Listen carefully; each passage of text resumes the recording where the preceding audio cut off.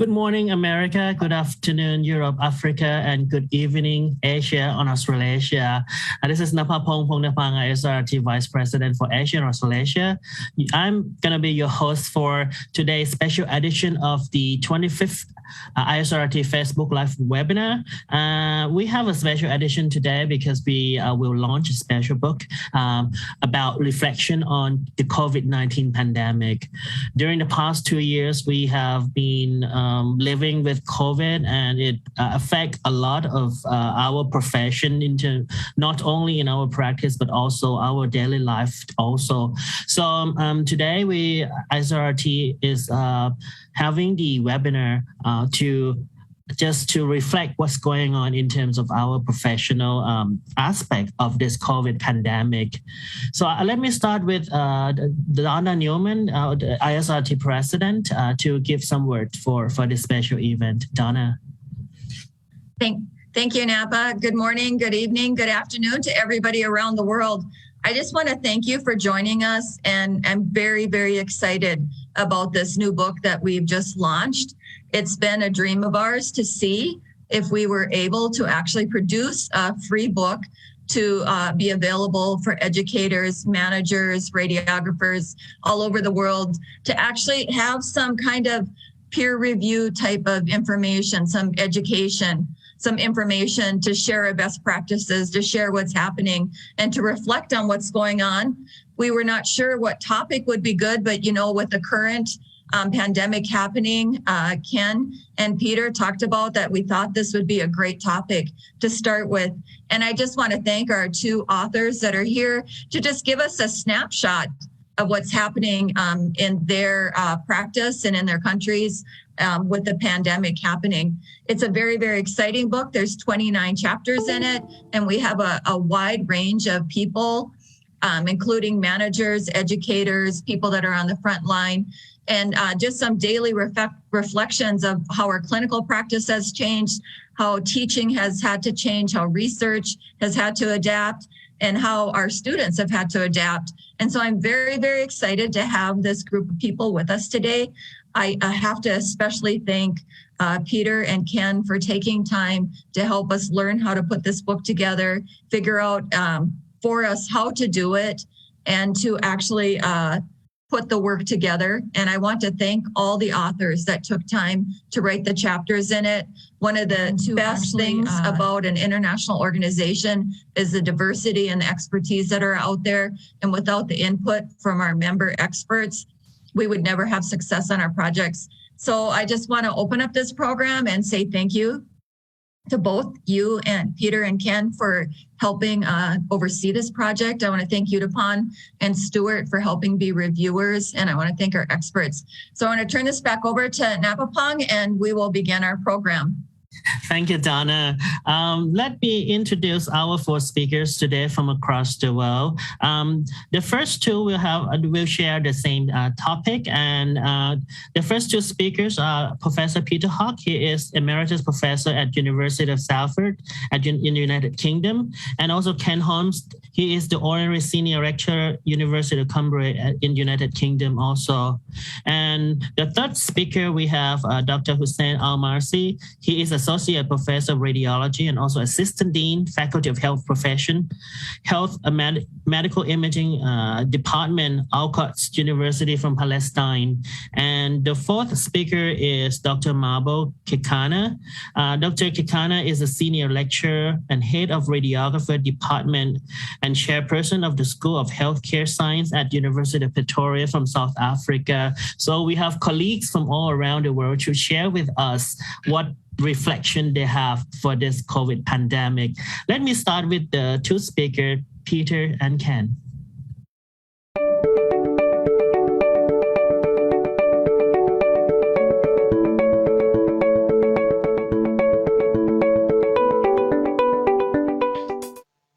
First of all, I'd like to thank ISRT for inviting myself and Ken to participate in this book launch.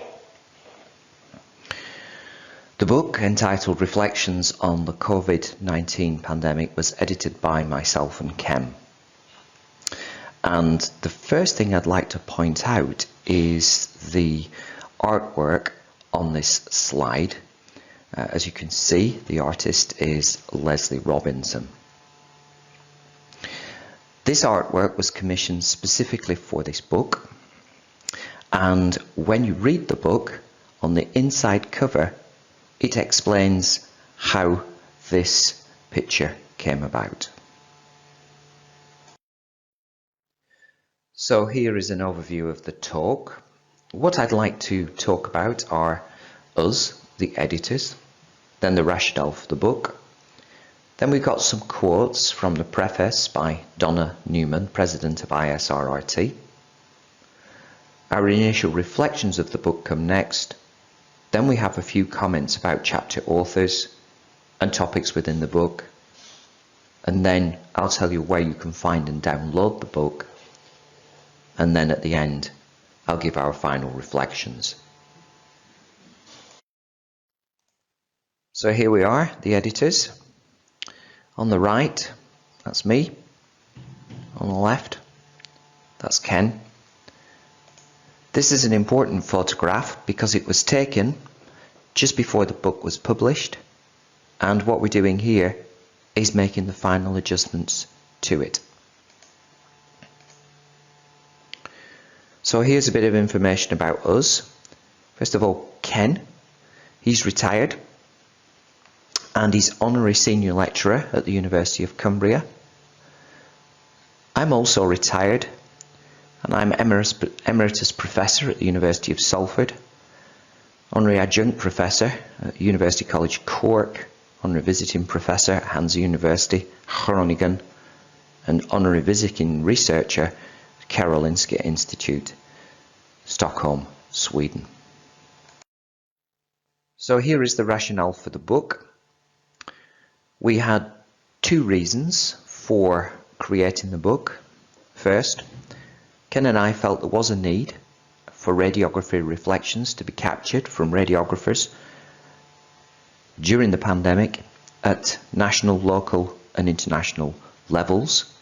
And the reason for that was, first, simply a historical record, and second, to see whether there was anything to learn from those reflections. The second reason for the book was to determine if ISRRT could produce a free-to-access book easily. So it's a pilot to see if this is feasible. It would have to be free, and there would have to be zero cost to ISRRT. In fact, everybody worked for free on this book. So here is an extract from the preface from Donna, the president.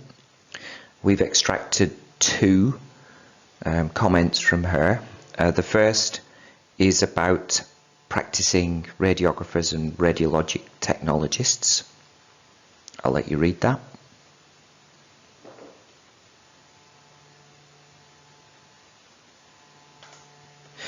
And the second is about educators. And again, I'll let you read that.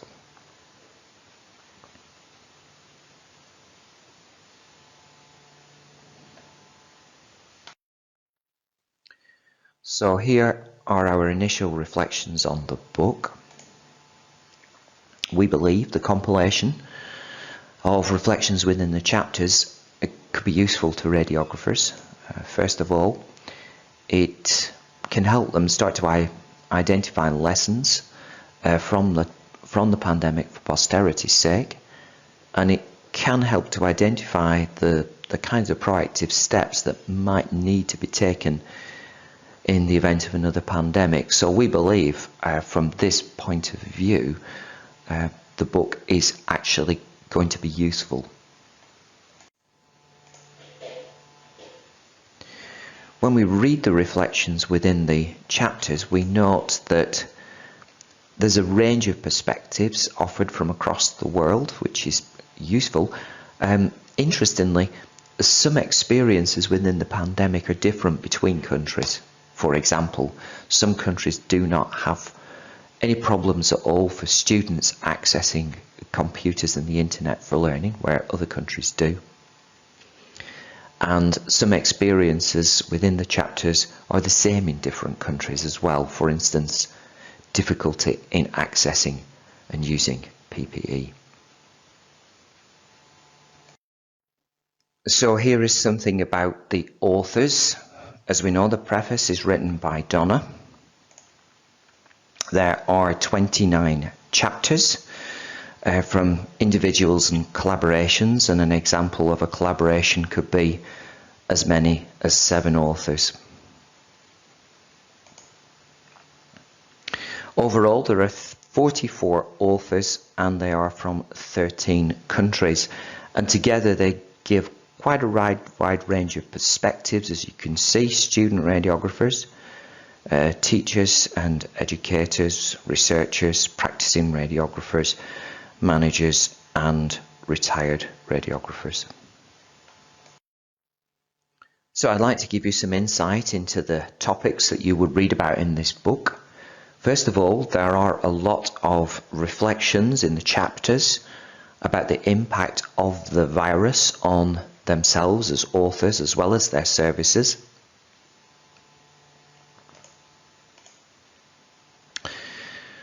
We got perspectives from students, managers as well as staff. A recurrent theme is this, from a student point of view, the access to learning resources for people completing degrees in radiography was restricted because, of course, they couldn't go to the university or hospitals in some cases anymore. So alternatives had to be created and created quickly.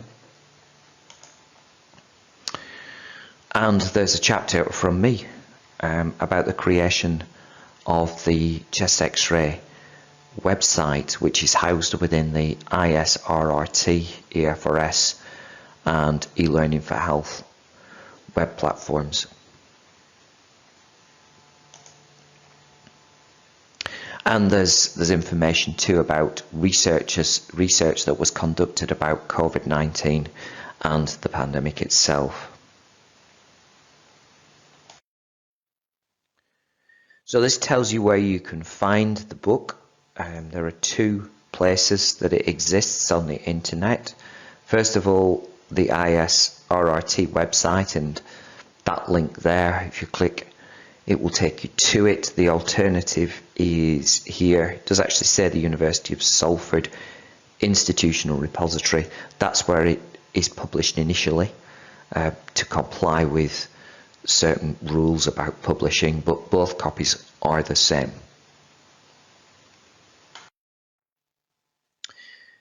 So these are our final reflections on the book. We did create a free-to-access ebook and at 0 cost. We believe there is potential for creating further ebooks for use across the world using the ISRRT e-learning platform. But based on our experiences, which we haven't actually shared yet, several considerations need addressing before that idea is moved forwards. And the second thing is, this is a historic record of radiographer COVID-19 reflections. So it's been created. The reflections are quite diverse, so each chapter can offer different perspectives, and certainly when the book is taken as a whole, there's a lot to learn from there. And importantly, because a number of countries have provided the chapters, the reflections are international in scope.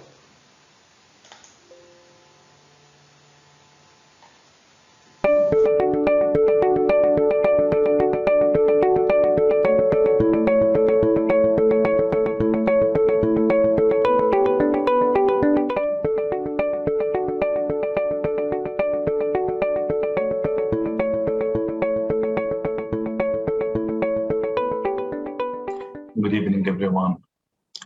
I would like to thank the ISRRT for selecting me to introduce my chapter by giving a short 10-minute presentation, which is entitled Impact of COVID-19 Pandemic on Radiographers in Palestine.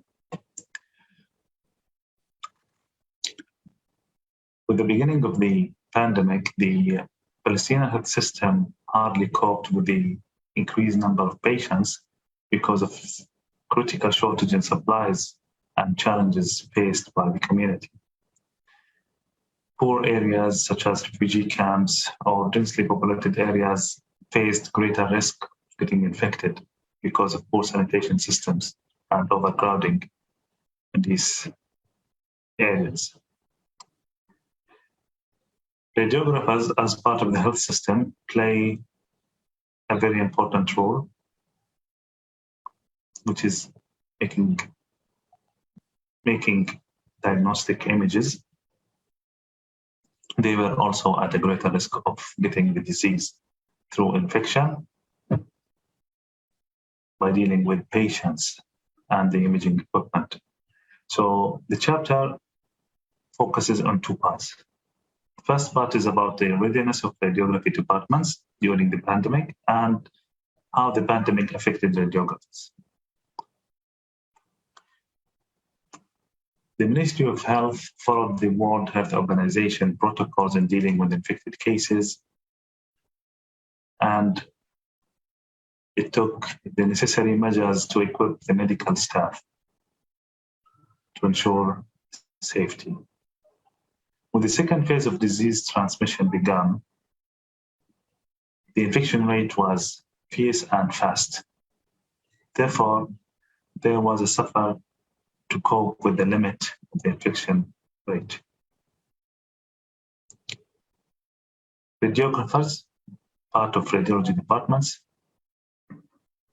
they play a significant role in the diagnosis of COVID-19 through chest X-rays or chest CT. There has been some changes on departmental protocols and guidelines to ensure and transmit these protocols to the hospitals and radiology divisions. The Ministry of Health held several sessions of education on how to deal with suspected or infected patients. They provided radiographers, the Ministry of Health provided radiographers with the necessary supplies, such as protective suits or clothing to wear, and facial masks or gloves. A change on the rate of friction between the staff, medical staff also, was changed to ensure spacing between staff during stay in the hospitals or during working times. Sterilization, of course, of the rooms after each patient, whether suspected or confirmed infected with the virus. Removing some seats to ensure adequate spacing between patients. If the patient comes with a companion, only those with necessary needs were allowed to keep their companions while attending the radiology departments. Of course, we cannot forget washing hands frequently between each procedure or chest X-ray. Regarding the equipment availability, luckily, chest X-rays as general purpose machines or portable machines were available. Also, CT machines are available in all Ministry of Health hospitals. However, there is an issue with using the CT machines for diagnosing COVID patients, is that the preparation or imaging procedure for CT, it is needed to decontaminate the room carefully, which takes much time. Therefore, most of the patients were diagnosed using chest X-rays only. The second part of the chapter talks about the psychological stress among radiographers. The stress, as we all know, the pandemic caused a huge stress for all healthcare workers, on the general public and healthcare workers, of course, those who deal with patients. According to some studies, around a third of the patients hospitalized were healthcare workers. Therefore, such situation forced the healthcare workers, including radiographers, to get reorganized at work. This reorganization was in the form of staffing, resources, working processes, and job allocation.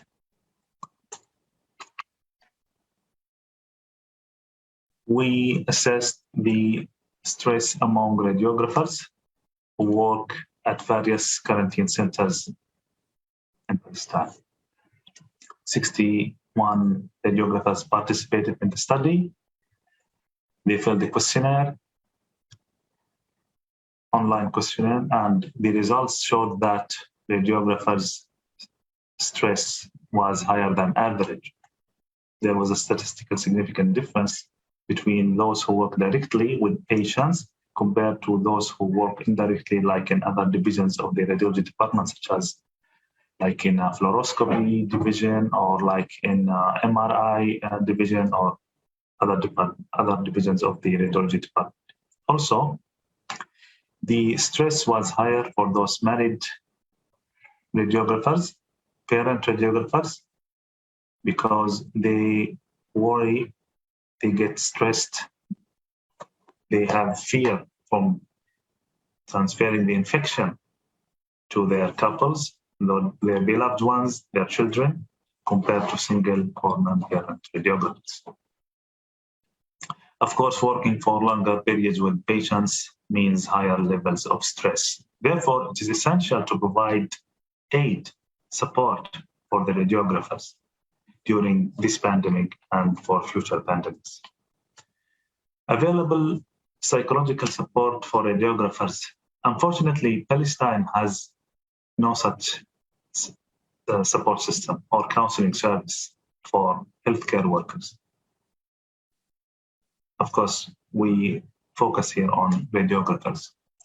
We devised an available method. We recommended an available method to the Ministry of Health, which is like internet-based cognitive behavior therapy, which could be used to offer psychological treatment for those who are in need. It was found that it is an effective method in treating individuals with stress disorders. We shared the study with the Ministry of Health to show the importance of providing counseling and support for radiographers who work with COVID patients. We need to keep their mental and psychological health at maximum, both currently and in case of any future pandemic. Thank you so much for your attention.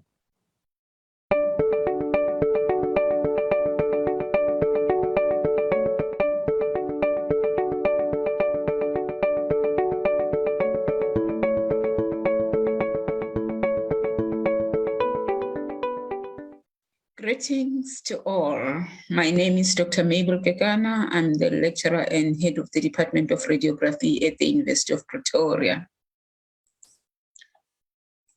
In life, we do get disruptions. I remember the Christmas fall during the year 2016, and in 2020, we experienced the COVID-19 pandemic, which brought education all over the world to a standstill. But what are these disruptions, and what are we supposed to do with these disruptions?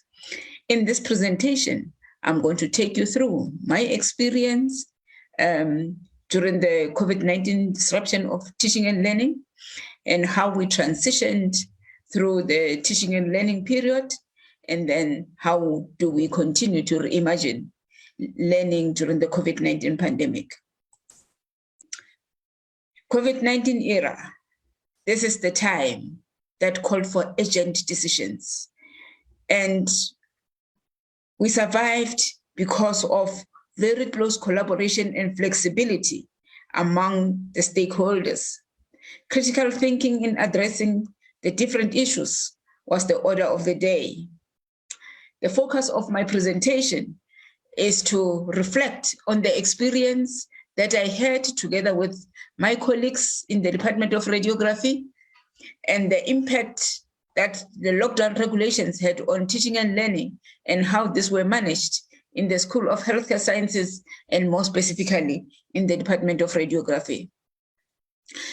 Starting off with the current state that we're in, especially during the level 5 lockdown restrictions, we had to vacate the universities. And this included the residencies as well. And as we were vacating, we knew that for teaching and learning to continue, students in healthcare sciences needed theory and practice. And as we were urgently leaving the universities, going to our homes, yes, we're able to see the socio-economic disparities among the students as well as among the academic and other staff members in the university. The issue at hand, or the gap, was whether we have all the resources that we need to go online, whether everybody had the skills and capabilities to go online. And the third one was whether our homes were appropriate learning environments. As we were planning and making arrangements, looking at the future, we knew that our main responsibility was for the protection of staff and students. While on the other hand, we had the responsibility to produce graduates for the industry, the graduates that are fit for purpose and fit for practice. Yes, it was March 5 in 2020 when the National Institute for Communicable Diseases confirmed that there was one positive COVID case in South Africa, and this was the beginning of all things. It spread so fast in the country that it ended up with the schools and businesses being closed. But as the lockdown regulations were relaxed over time, during level 4 and level 3 lockdown, we started talking about facing back the students for clinical training. The focus was given to senior students first, especially the ones in the final year of study, because they needed all the clinical training practice so that they can go into the world and work. And the middle classes, like the second years and third years, were also phased back a little later. And then as for the first years, they were all asked to stay at home. That was in 2020. We're fortunate in South Africa because the professional councils and regulatory authorities also realized that we are in a difficult situation. So they came forward.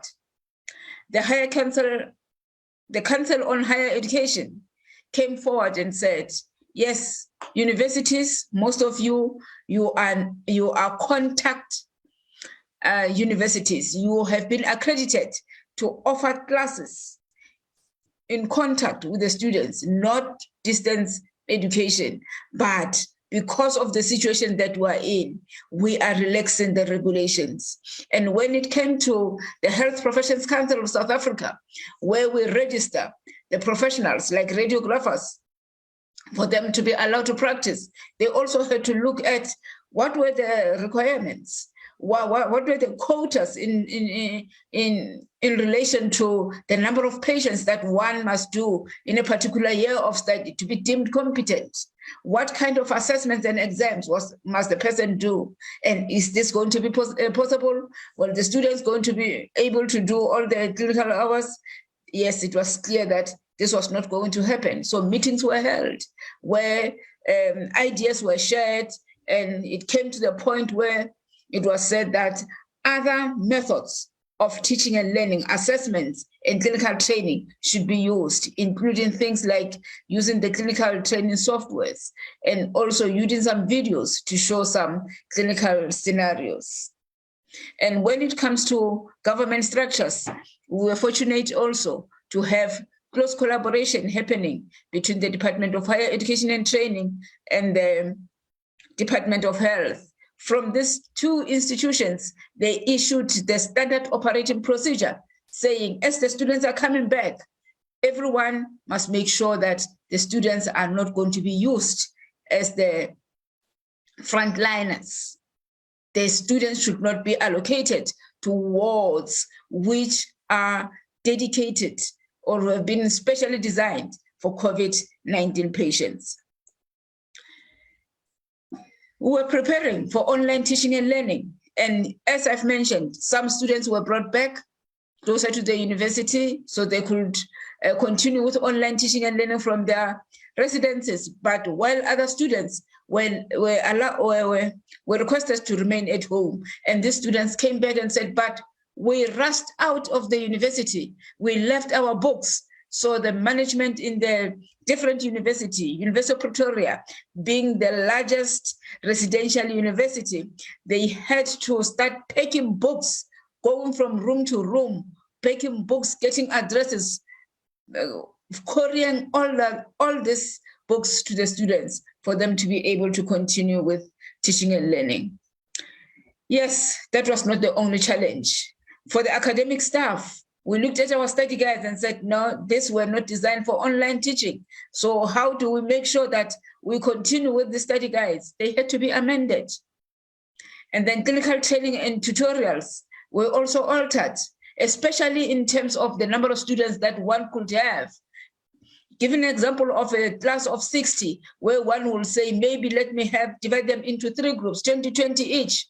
During COVID-19, you had to divide them into 10, which meant the lecturer had to be busy 6 times instead of 3 times. So it was a real challenging time. And reflecting on my experiences, as I viewed myself as somebody in middle management, because we had to listen very closely to what the state president was saying. And the university council and the vice chancellor had to interrogate all this and say, what does it mean for the university? Relate the messages to the faculties. And from the faculties, the messages were related to the schools, from the schools to the departments, and then from the departments to staff and students. In this era, when we know that social media is so rife, my duty as a middle manager was so extraneous, but I soldiered on. There were some concerns raised from parents and students. Students wanted to complete their studies. Parents were concerned with the study fees already paid. Some demanded refund for tuition and residences, while the university, on the other hand, was incurring expenses. For the students that returned for clinical training, the university had to provide personal protective equipment. While some students who did not have devices, the university had to try to find some sponsors or even try to find some devices that they can loan to the students, just to ensure that teaching and learning continued. Beautiful quote that we got, the students said, oh, we registered at UP, which is a contact university, but you are studying at UNISA, which is a distance education university. It was just some of the funny statements that were brought forward. Balancing work and personal life. I love to look at this from the life of a student. You look at a student that comes from a home that might be a large family, or a home that might be living in 1 or 2 bedroomed house. There's no place like a study room. There's no privacy. You study in the middle of everybody else because they have nowhere to go. Maybe the child wants to watch TV, and then, yeah, you can see studying from their cell phone, not necessarily on the tablet or on the laptop. And the lecturers themselves, they were not spared the frustrations. Yes, during the lockdown situation, some people didn't have domestic servants to help them because there was no moving up and down. So yeah, some of the lecturers were teaching with their babies in hands. 19. Having After said all all this, yes, there were challenges for teaching and learning, but we continued. I believe there were also positive lessons that we learned. Maybe you can share with me, what were your lessons during the COVID-19 pandemic? I thank you for your attention.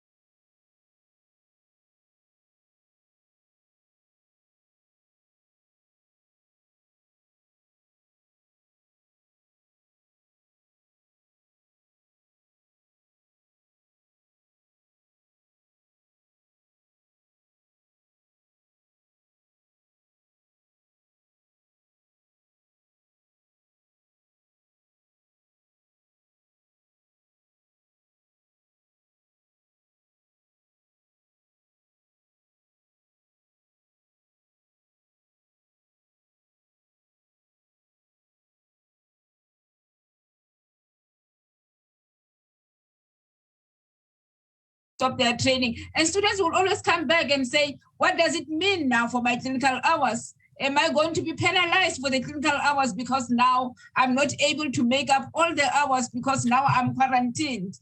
So it was like, you don't know what answer to give on that particular day. Thank you. Yeah, and I think I have a continuing question for educators. I think 4 of you are educators. The question is that, do you feel that the graduates, the student who graduated during this COVID pandemic time, do they need extra time for the extra training before they can practice independently when they get hired from the hospital or the health authority? Probably this question goes to Peter Hawk first. Yes, this has been identified as a challenge for the graduates of the past 2 years. And I can say in my school, we have decided to conduct a formal study, just especially to hear from them, graduates, how they were received and what kind of support do they need. But from the university side, I think we did our best to try to equip them as much as possible.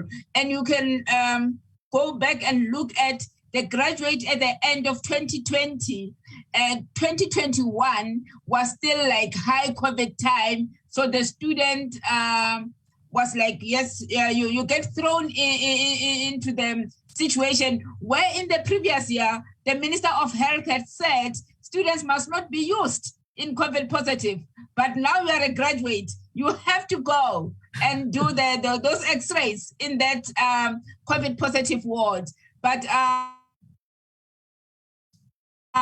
we believe in the support and everything from the qualified staff that the new graduates will be nurtured well and introduced well into the work environment. All right. I think next we go to Professor Hawk, Peter Hawk. What's your experience in this? Well, of course, bear in mind, I'm retired. However, what I observed was needs must when the devil drives. And the way that panned out was certainly in the UK, the training of final year students across many, if not all, of the healthcare professions, and that includes medicine, was speeded up. It was shortened so that people could go into practice faster. And then, of course, I've not spoken to these people, but I guess you have to adapt fast. And I suspect that's what they did. And it's interesting that Mabel is doing a study. It would be interesting to see that study published. I don't know if one's going on in the UK to address this question. How did they cope? Did they need extra preceptorship? Or actually being given the responsibility quite quickly, did they live up to it and perform well? Because that's possible. All right. What about you, Ken? What's your opinion on this? I know you're retired too, but I'm sure you have the experience in this. But again, I can only reflect on the experience of my colleagues at Cumbria, because I managed to retire just at the first wave of the pandemic, and then sat in a nice cosy room with Peter doing the book. But they reassured me that everybody, they concentrated on the third year specifically, so that when they did manage to come out into practice, they were at the required standard. But yeah, I'm sure that they need extra preceptorship in their universities and hospitals, just to keep them going for a while. I think probably the biggest concern was the first year students, not the ones graduating, in that they probably had a lack of time and certainly a lack of clinical placements, which needs to be caught up now, and to get their skills to where they should be at the end of the first and second year. You see, I'd argue another point as well, which is, as two of the speakers have just explained, education went online and pre-recorded very often. And if you look at the traditional model, what happens is, I walk into a classroom and teach. And then when I've finished talking, there is no actual record of me doing that talk, unless I've given a handout, but that's quite a minor thing, or the student has made notes. So the educators across the world spent an enormous amount of time and energy creating presentations, putting them online. Now, if you look at that from the from the student's point of view, that actually empowers the student into a better learning situation in some ways, because if they miss a lesson, they can still see it. Or if they misunderstood a lesson, they can rerun it. And of course, the tutors are still there online. They can be contacted and asked for points of clarification. And another thing, because I have done a little online teaching, I can see the students. And I know whether their camera being switched on, roughly what they're doing. Not that I'm spying, but I get some understanding as to whether they are following the lesson, and I can still ask questions. Oh, that's great. I have been facing in that kind of situation too, when my student always even they are in my class, sometimes they don't pay attention much. And then how can we make sure that they pay attention when we don't really see them sitting at home and learning online? And back to Dr. Amarsi, what situation that you have experienced back in Palestine in this? Yeah, actually, I wanted to comment on the first part. As actually Professor Peter said, during the pandemic, we needed to act fast. So the university made some agreements with the Ministry of Health to send the students in an intensive training period, to make them able to because we need the students who like in the third or fourth year or years to help the healthcare staff or healthcare workers, not only in radiography, also nursing and other health sections, to help them during the pandemic. So yes, as an educator, I remember we sent the students to hospitals. I mean, the theoretical part was given online using the Zoom or platforms, but the practical section was done at the hospitals, maybe at a faster pace. Students to take their chances in training, and during 1.5 years of online learning. The practical part was done at a faster pace, intensive training to enable them to assess those who are experts in the field or working in the hospitals. Of course, the preceptors or clinical training supervisors work with the students. I mean, they will not allow them to. I mean, because we don't want them to make mistakes. I mean, especially with infected people or people. So they worked under supervision. Yeah, this is the situation. Yeah, it's quite interesting. I think even we set up the seminar in this, it can take days that we can share experience. Back in 2019, I was still the president of Radiography Board of Thailand, and I was asked by numbers of institutes what should they do with the clinical pressmen, because at that time the hospital sent the student back to school because they cannot take them during the pandemic. So back to Dr. Kakena, how did you manage this? Not only clinical placement, but also in terms of the resources when you need to teach your student online. So it may be new to us and new to the student to how can they adapt, and the resources that we may have to look for them and provide to them. Can I answer?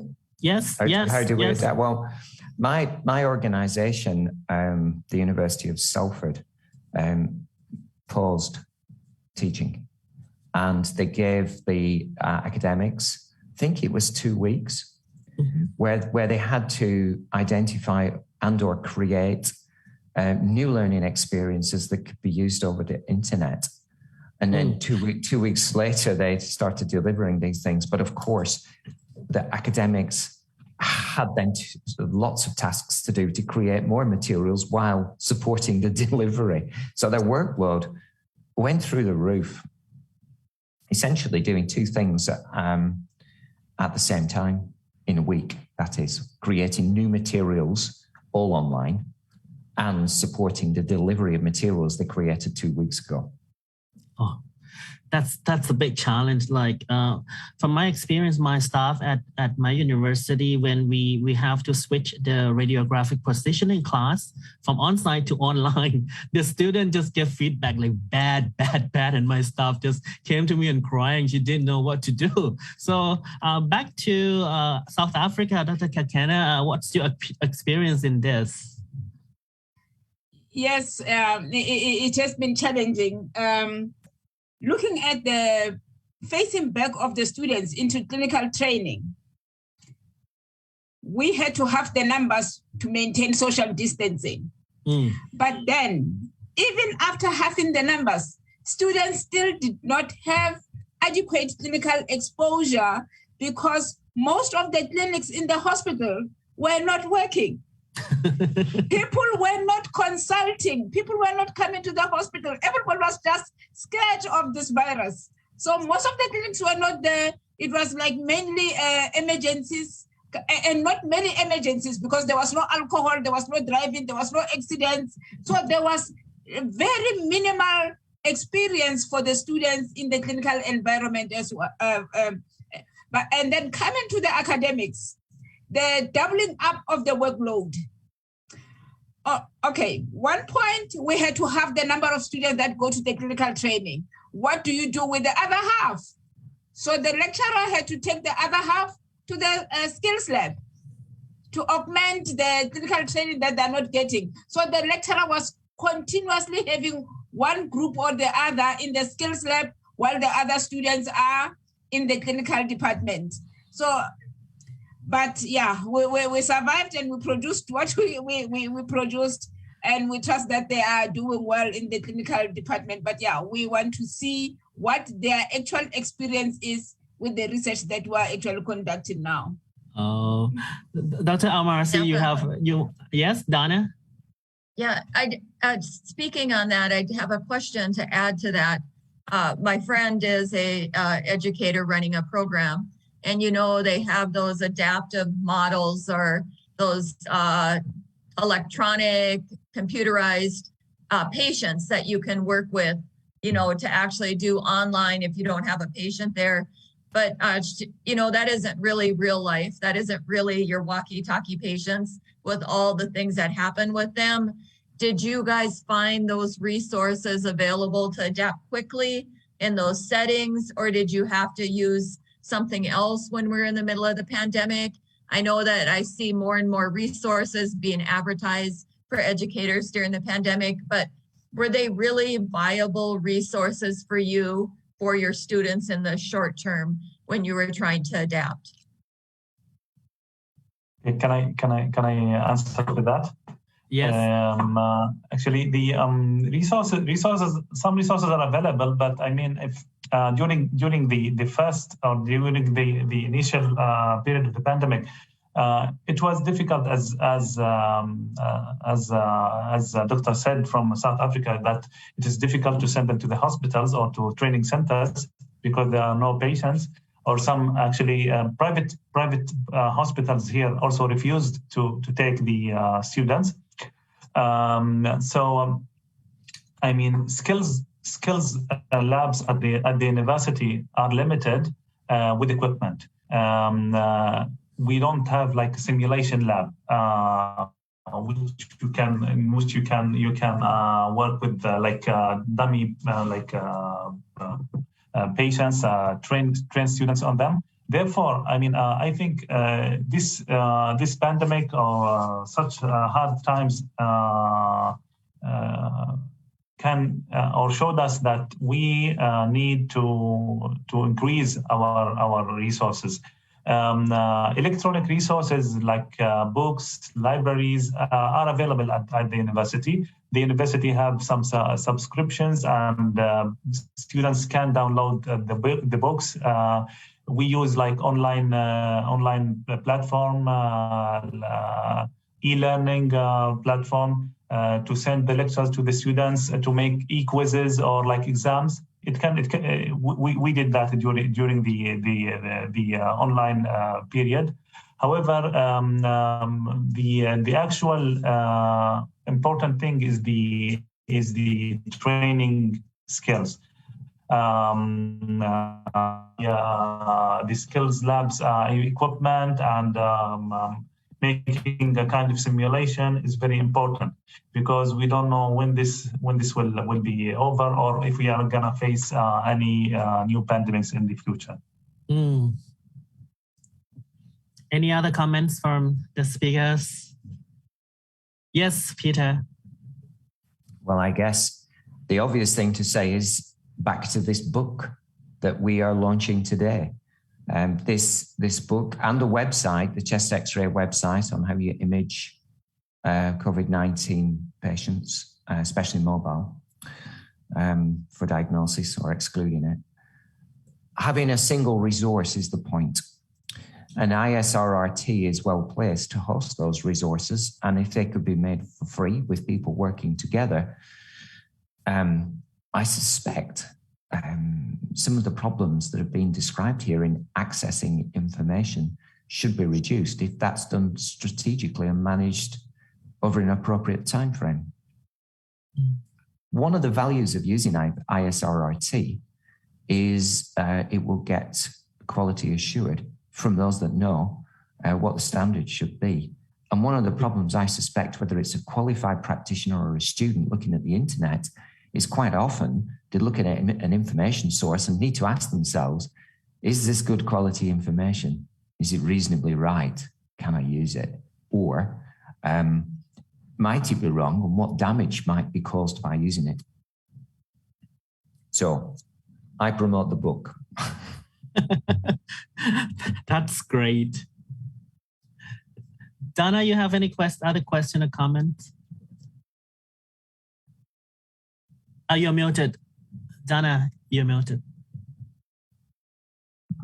Let's defer first back to Mabel. She has her hand up, and then I will finish. All right. Okay. Yeah. I just wanted to talk on the clinical training software.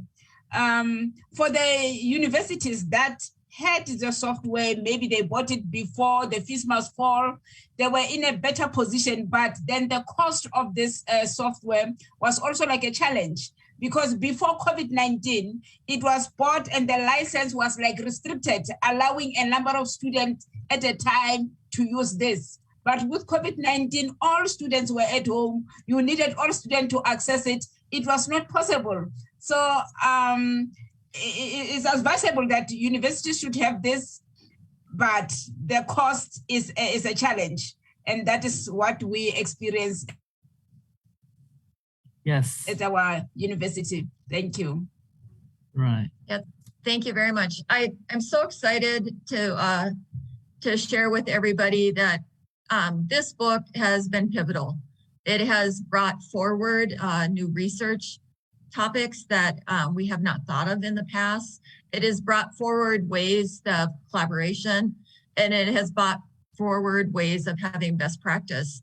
And so I agree that the ISRT is positioned to be able to help find those key things that need to be researched and to find what best practices can happen.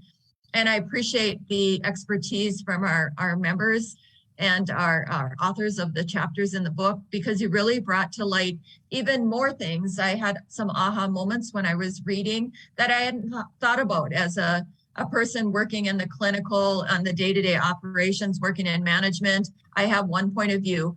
As an educator, you guys have a different point of view. But when you are reading and crossing over into all the areas, you can really begin to see some trends that need to be researched and reflected and need more information on. So I thank you guys for this time that you took to share your experience with us, to actually bring to light some of these questions that we have, and to actually bring forward some things that our board can talk about.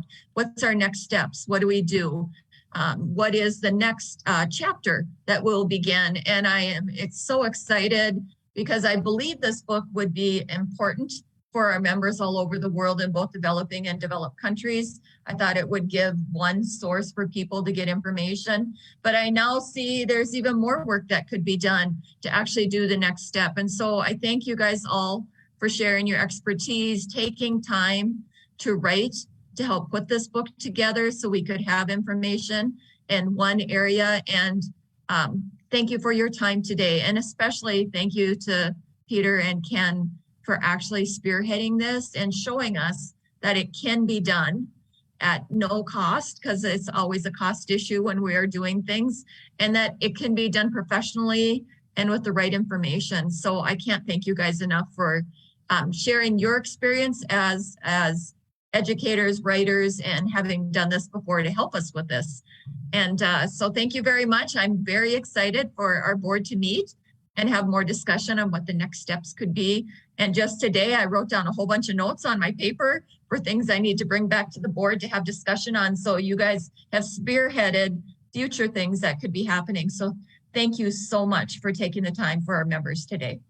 Yeah. Dr. Amarsi, you put your hand up? Yes, I just wanted to say that thank you so much for giving me the opportunity to be part of this project. I'm honored to meet you all. After the emails between me and Professor Peter and Dr. Kim, it's very. I'm very excited to be with you on the meeting today. Thank you so much. And I hope everyone will come to our World Congress in Bangkok in December and meet. We can have a special session on this. So today, again, I would like to thank all the speakers and all the work that has been done with the group of videographers throughout the world for this reflection on COVID-19. And see you again for the next Facebook Live. It will be probably next month, and we will have more exciting program ready for the member of the SRT. And all right, I hope you have a nice day. Thank you and goodbye.